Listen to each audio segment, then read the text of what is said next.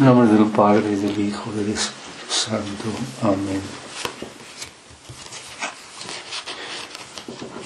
Hoy es la fiesta de San Matías y quiero decir dos palabras de este gran santo, San Matías, que apenas sabemos nada de su vida, pero lo suficiente para sacar mucho fruto y considerar cómo Dios nuestro Señor es el que rige su iglesia.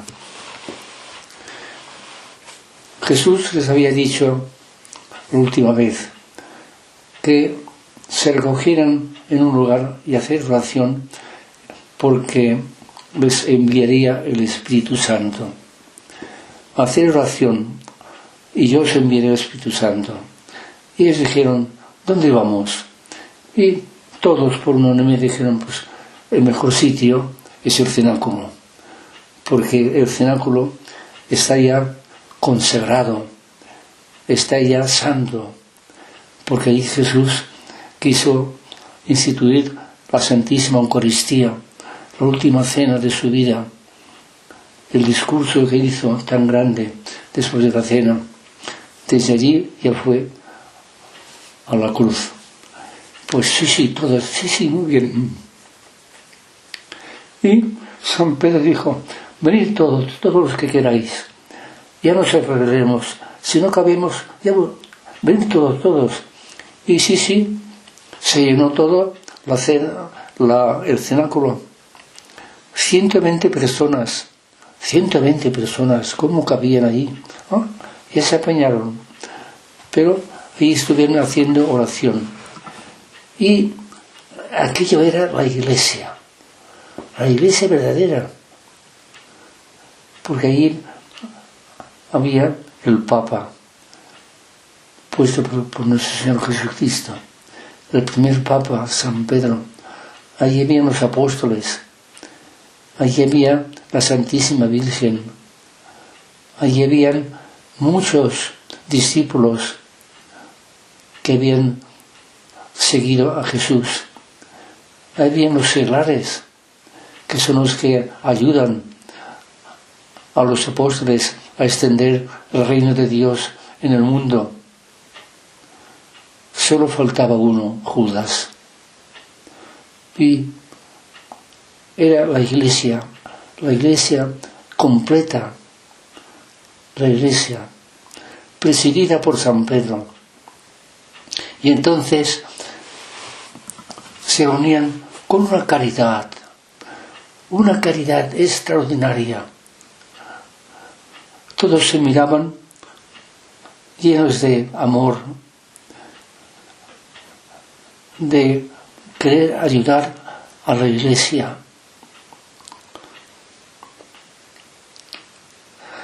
de querer continuar la iglesia fundada por nuestro Señor. Y San Pedro es el que hizo el primer sermón de su vida. Se levantó y aquel hombre que era poco antes había sido un pescador que entonces eran lo que el mundo consideraban como la gente baja de la sociedad, un hombre que no tiene cultura, un hombre que no sabe escribir, un hombre que vive solamente con sus peces, su vida y sus peces y nada más. Ahora se levanta con un porte digno, hay un silencio en toda la asamblea, todos mirando a San Pedro y todos escuchándole, todos. ¿Y qué dice San Pedro? Mirad, nos hemos reunido porque lo dijo Jesús, que nos reuniésemos en un lugar. Hemos venido aquí, que es el lugar más hermoso para nosotros. el que tiene más recuerdos. Y era otro San Pedro, pues sí. Ante los oídos de los demás y del mismo San Pedro resonaban las palabras de Jesús: apacienta mis corderos, apacienta mis ovejas. Tú ahora serás mi representante en la tierra. Tú serás el que darás las veces de mí. Habla, que yo soy contigo. Y Pedro habló. Dijo: mirad, todos sabéis lo que ha pasado.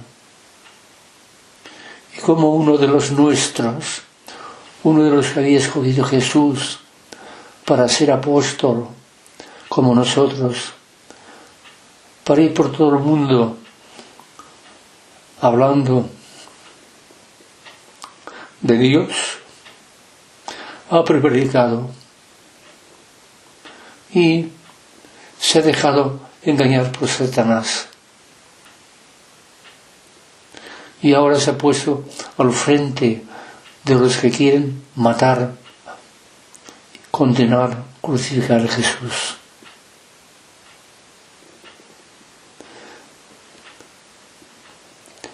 Yo os pido a todos que hacer oración para que Dios nos ilumine a ver a quién quiere escoger.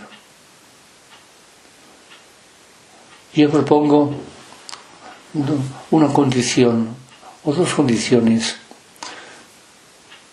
que el que escojamos sea uno que ha estado con Jesús nuestro Señor desde que empezó San Juan Bautista a predicar hasta que Jesús subió al cielo. O sea, que sea testigo de toda la vida de Jesús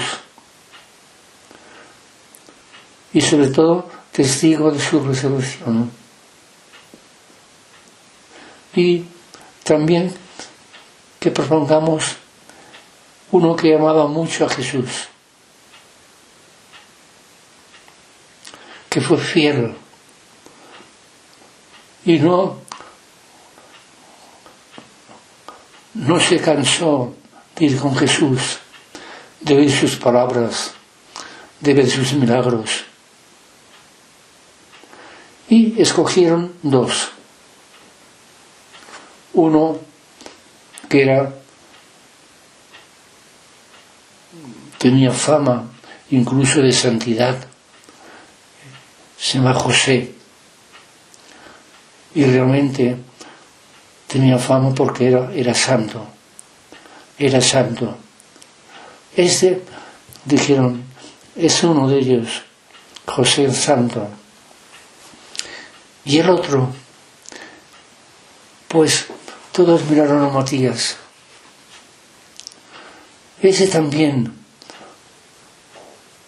fue muy fiel a nuestro Señor. No se apartó nunca de él. Y vivía solo para Jesús.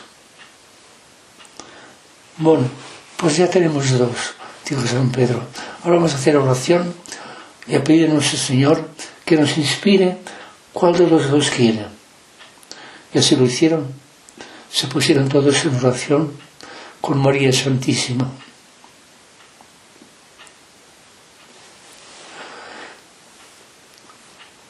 Y entonces dijeron, bueno, pues ahora vamos a echar suertes.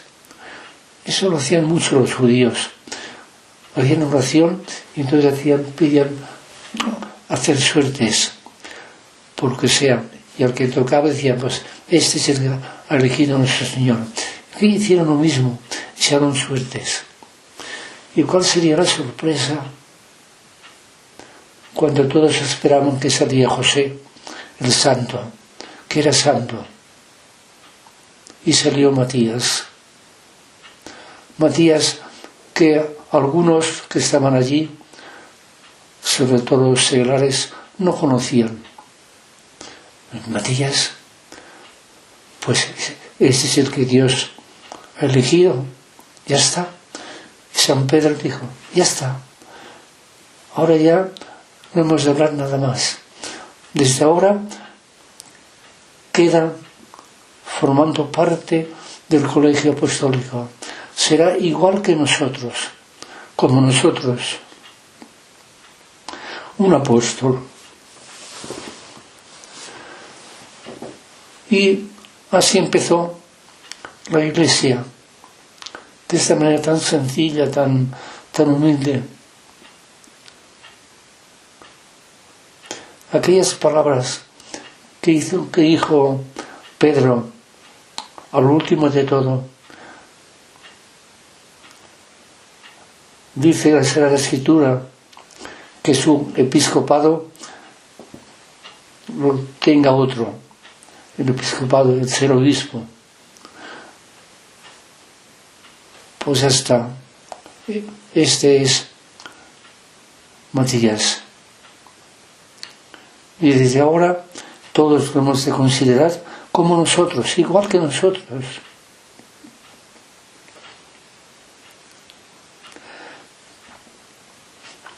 Es un apóstol. Y esas palabras que dijo al final Pedro, este suple aquel que se puso al frente de los que prendieron a Jesús y de los que querían matar a Jesús.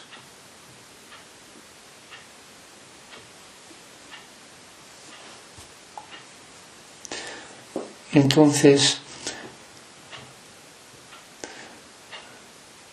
San Pedro, digo, tú, Señor, que conoces todos los corazones, muéstranos a quién eliges de estos dos para que ocupe el lugar del ministerio de aquel que prevaricó Judas, para que y fue a su lugar. Esas palabras, fue a su lugar, fueron las últimas que dijo San Pedro, pero fueron clavadas en el corazón de Matías. Fue a su lugar. ¿Cuál es este lugar? El lugar del infierno. Judas, con su predicación, con su traición, se había ganado un lugar, el infierno. Su lugar no era el cenáculo, su lugar no eran los apóstoles, su lugar no eran ni siquiera la Virgen Santísima, su lugar era el infierno.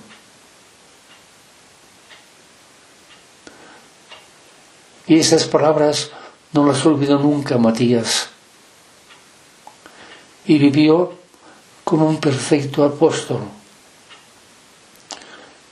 Y dedicó su vida a predicar, a enseñar, a hacer milagros como los apóstoles. Y fue por todas partes, por todos sitios como los apóstoles, y quería salvar a todos. ¿Y qué más vamos a decir? Decimos, Padre, y no conservamos ninguna palabra de Matías. No, hijos míos, ni una palabra. No conservamos un recuerdo suyo. No.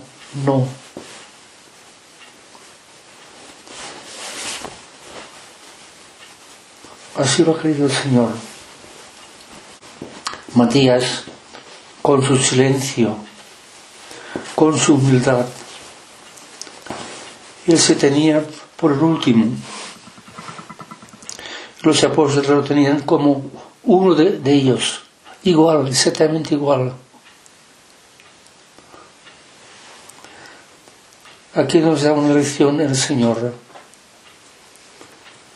Qué diferentes son los caminos de Dios de los caminos de los hombres.